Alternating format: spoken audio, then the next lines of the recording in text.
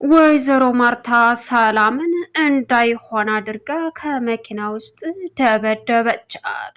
ናታን ያየውን ማመን አቅቶት የሚሆነው ግራ ገባው።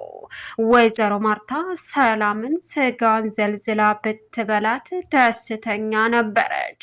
አቶ ደረጀ ይህንን ጉዱን ሲሰማ የመጨረሻ እንግዲህ እውጭ ላይ ወጥቶ ማንባቱን ጀመረ። ናታን እባክህ ተረጋጋ እያለ ቢያባብለውም ደረጀ ሊዝም ሊል አልቻለም። ዳጣና አብጌል 24 ሰዓት ማንባታቸውን ያዙ። ወይዘሮ ማርታ ሰላም ላይ እንግዲህ አደገኛ ድብደባና አደገኛ ጉዳት አደረሰችባት።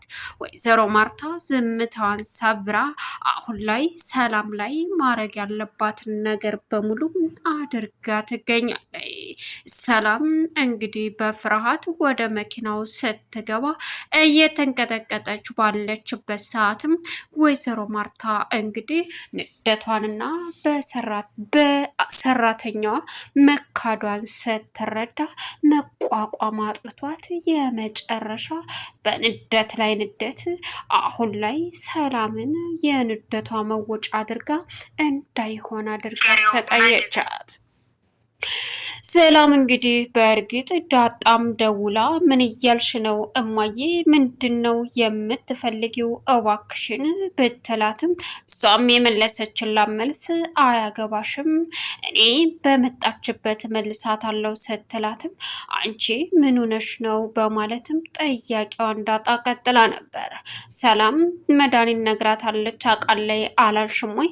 ስለዚህ የምትመጣው ልትጠይቀኝ ሳይሆን አናግረኝ ነው በማለትም ለዳጣ መለሰችላት። ዳጣም ለማየ ተነገርሻት? አንቺ በጣም ክፉና አረመኔ ሰው ነሽ።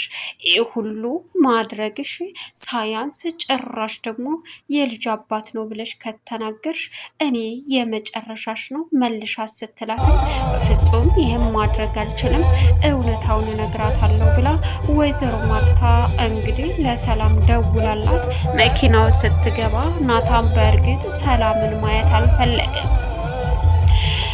ምክንያቱም ሰላም የማትረባና አሁን ላይ ከአባዬ አስገድዳ ይሄንን አድርጋለች የማለት ስሜት ስላለው እኔ ከእሷ ጋር መቀመጥ አልፈልግም ሲላትም ችግር የለውም እኔ ራሴ ወጣለሁ ብላ ናታንን እንዲሄድ አደረገች።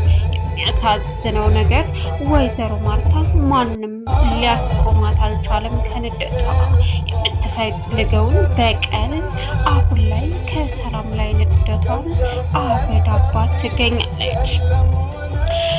አሳዛኙ እንግዲህ አሁን ላይ አብጌልና ዳጣ በአባታቸው ሁኔታ እያሉ ይገኛሉ። አቶ ደረጀ አሁን ላይ ወይዘሮ ማርታ ሁሉንም ነገር እንዳወቀች ሲረዳና ሲሰማ ወይዘሮ ማርታን አይን ማየት ስላቃተው እንግዲህ ቀጥ ብለህ ስትለው እኔ ይህንን አላደረኩም ሲልም ምኑን አለችው ወይዘሮ ማርታ። እሱም ማረጋገጥ ያለብኝን ነገር መድኃኒት ያለችውን ነገር በሙሉ እኔ በራሴ መንገድ እንጂ በሱ አይደለም በማለትም ወይዘሮ ማርታ እንግዲህ ከሰላም ጋር እውነታውን ለማወቅና ለማረጋገጥ ቀጥ ብላ ሄደች። ሰላም ውድና የተከበራችሁ የዙዙነት ሚዲያ ቤተሰቦች እንዴት ናችሁ? ሰላማችሁ ይብዛልኝ። ለዚህ ቻናል አዲስ የሆናችሁ ሰብስክራይብ እያደረጋችሁ ቪዲዮውን እስከ መጨረሻው ተከታተሉ። በጉጉት ስንጠብቅ የነበረው ዳጣ ቀጣይ ፓርት ይዘን መጥተናል።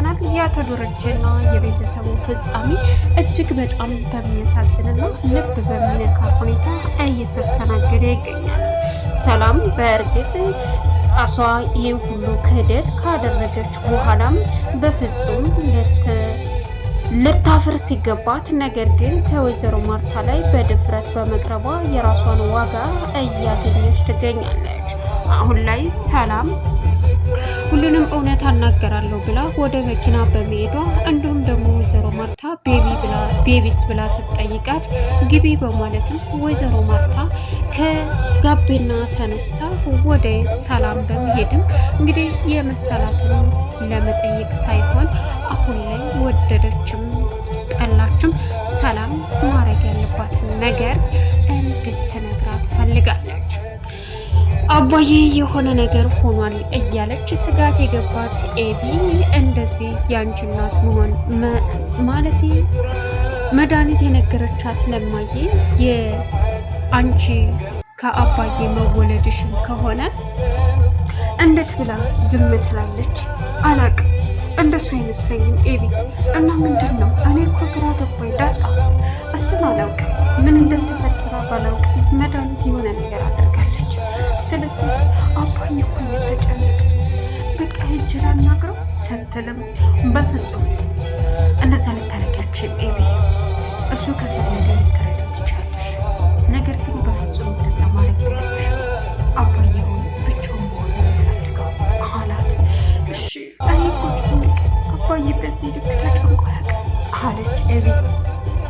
እንግዲህ አቶ ደረጀ እያለቀሰ የነበረው ወይዘሮ ማርታ በሰዓቱ ና ብላ ጠርታ ለጠየቀችው ጥያቄ በተገቢው አንደኛ መልስ አልሰጠም እና እየተርበተበተ ስለነበረ ምንድን ነው ስትለው እኔ እንደዛ አላረኩም።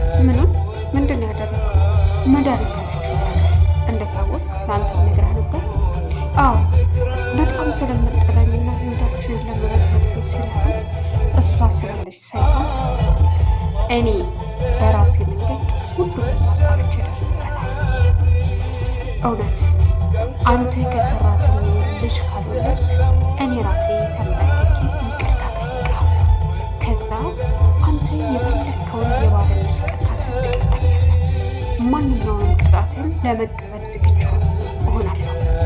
ሲቀጥል ደግሞ አንተ ከሰራተኛ ወልደህ እዚህ ባትኖር ይሻላል በማለትም እንግዲህ ወይዘሮ ማርታ የተሰማትን አስደንጋጭ ቆራጡን ንግግር ለአቶ ደረጀ በመናገርም እስከዛ ግን ሚስቴ ብለህ ለመኝታ ክላሴ እንዳትመጣ፣ እጅንም ለመያዝ እንዳትሞክር፣ ማድረግ ያለብኝ ነገር በሙሉ እንደ ሚስትነቴ ከዚህ በኋላ ይህን ነገር በራሴ መንገድ እስከማጣራውና እስከምደርስበት ድረስ አንተ ከአጠገቤ እንዳትደርስ፣ አንድ መኝታ ክላስም መቀጠል መታየት የለብንም፣ አሁን ተነሳ ስትለው አቶ ደረጀ እንግዲህ ምንም ሳያንገራግር ከወይዘሮ ማርታ አጠገብ ተነስቶ ላጥ ብሎ በመሄድም በሚያሳዝንና በሚከብድ እንግዲህ እየያለ በደረቀ ሌሊት ወጥቶ ውጭ ላይ ለቅሶውን ቀጠለ። በዚህን ሰዓት በእርግጥ ጊዜም ጋሽ ደህና ነዎት? ምን ነው በዚህ በደረቀ ሌሊት ምን ተፈጠረ እያለ ቢከተለውም አቶ ደረጀ ምንም አይነት መልስ ለማንም ሳይመልስ ጉዞ ወደ ብቻው የሚሆንበት ቦታ ቀጠለ። በዚህን ሰዓት እንግዲህ ጊዜ ደግሞ ምንድን ነው እያለ ማሰብ ጀመረ። ወይዘሮ ማርታ እንቅልፍ ሳይወስዳት ብቻዋን እንግዲህ እዛ አልጋ ላይ ከአቶ ደረጀ ጋር ደስ የሚል ውይይታቸውን እየተወያዩ የሚተኙበት አልጋ እንጂ በፍጹም ብቻዋን እንደዚህ የምታድርበት አልጋ አይታም አታውቅም። መጨረሻ እንግዲህ እንቅልፍ ሳይወስዳት ሌቱን ሙሉ እንዳነባች ካደረች በኋላ ጠዋት ናታን ወይ እማዬ፣ አሁን ሰላም ጋር እንድትወስደኝ እፈልጋለሁ። እማዬ ለምን? መኪናው አለች ያለች አይመስለኝም፣ አባዬ ወስዷታል። እሺ ትንሿ መኪና እሷ አለች፣ ግን እኮ ክላስ ነበረኝ ሲላትም ቅዳሜ ክላስ አለ እንዴ? ከጓደኞች ጋር ምናምን ቀጠሮ ነበረኝ ሲላትም አይ ግን ችግር የለው አዎ ልታደርሰኝ ይገባል ስትለው እሺ እማዬ ለምንድን ነው የምትሄጂው? እሱ እኔ እማዬ ግን እኔ እዛ መውረድ አልፈልግም። እሱን ተው እሺ ችግር የለው እኔ ወጣዋለሁ አለችው። እሱም ይሻለ። በዚህን ሰዓት ወይዘሮ ማርታ ለሰላም ደወለችላት። ሰላምም እሺ ብላ ተስማማች። በዚህን ሰዓት የሚያሳዝነውና ልብ የሚሰብረው እንግዲህ ሰላም አሁን ላይ ዳጣ ደውላ ሰላም ወይዬ እንደት ነሽ? እባክሽ ደህና ነሽ? ደህና ነኝ። እማዬ ደውላልሽ ነበር? እኔን ሰላም እያልሽ እትዬን እማዬ ትያለሽ? ለምዶብኛል። አዎ ደውላልኛለች። ምን ፈልጋ? ምን አለችሽ? እመጣለሁ አለች። ምን? አዎ እባክሽ ሰላም እትዬ እማዬ ልትመልሻት ይገባል እባክሽ። እኮ ለምን? አባዬ ቤቢ አባት መሆኑን መድኃኒት ነግራታለች፣ ሁሉንም ነገር አውቃለች። ስለዚህ እባክሽ አልመልሳትም፣ ምንም ልላት አልችልም። ማለት ጊዜውና ወቅቱ አሁን ነው። እንዴት? አዎ ዳጣ፣ ከዚህ በኋላ ምንም ልልሽ አልችልም እማዬ። ኧረ እባክሽ። አዎ አሁንም እንዳኮረፍሽ ነው። ደህና ነሽ አትይኝ? ቤቢ ደህና ነው? ደህና ነው። እኔም ደህና ነሽ አትይኝም? ሰላም እያልኩ ያለውሽን ነገር አባዬ ሊሞት ነው። ስለዚህ የቤት ድብልቅልቁ የሚወጣ አንቺ በቃ የእሱ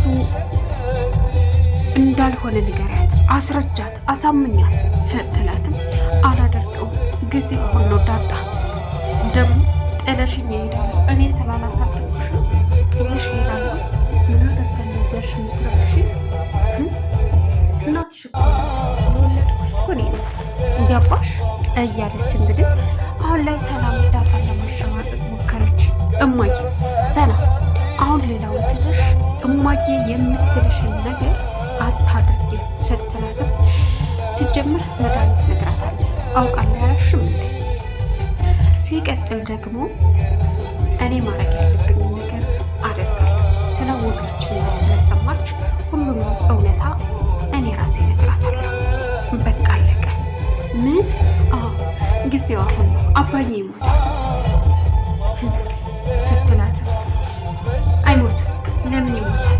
የሚሞት ሰው አይደለም። ስለዚህ ማድረግ ያለብኝ ነገር ጊዜው አሁን እንደሆነ ነግሬሻለሁ። ከዚህ በኋላ እንደዚህ እያልሽ ልታሸማቅቂ ሆነ ልትጎጂ አትችይም።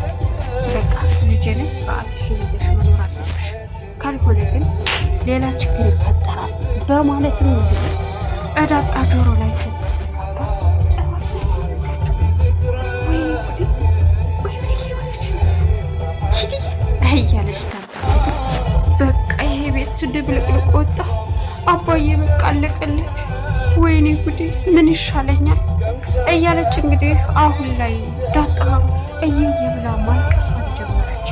ኤቢም እንደዛው ምንድነው የተፈጠረው እያለ ቃዲስ ዳጣንም ፍቅረኛለሽ ወይ ብሎ በመጠየቁ እንዲሁም ደግሞ ለዛ ጋር መልከስከሱ እንዲሁም አሁን ላይ ምጥን አኩርፈዋለች። ቃዲስ አሁን እውነት ለዛ አይ ምንም እያለኝ አይደለም ስትልም አረ ውሸቷን ስልክሽን ማለት ባልፈልግልሽ ነው ያልኳት፣ እንግዳ ስልክሽን ስጪ ብሎኛል በማለትም አፈረጠችው። ቃዲስ እኮ ውሸት አይወድም፣ እያዋሸሽ ነው እንዴ አለች። አይ አለች።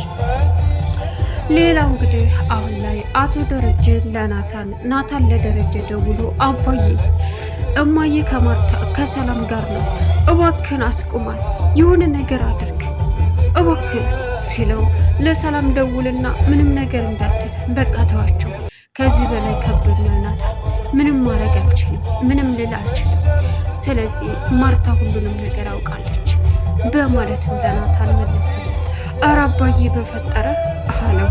አይ ቶ ናታን ምንም ይሁን ምንም ለተፈጠረው ነገር በቃ ቶ እንደሆነ ይሁን በማለት አባዬ ለምን እንደዚህ ተስፋ ትቆርጣለህ? ቆይ ለምን እንደዚህ ትሆናለህ? እያለ ናታን አሁን ላይ ቢያለቅስም አቶ ደረጀ ይውጣላቸው ብሎ ተው። ለቻናሉ አዲስ የሆናችሁ ሰብስክራይብ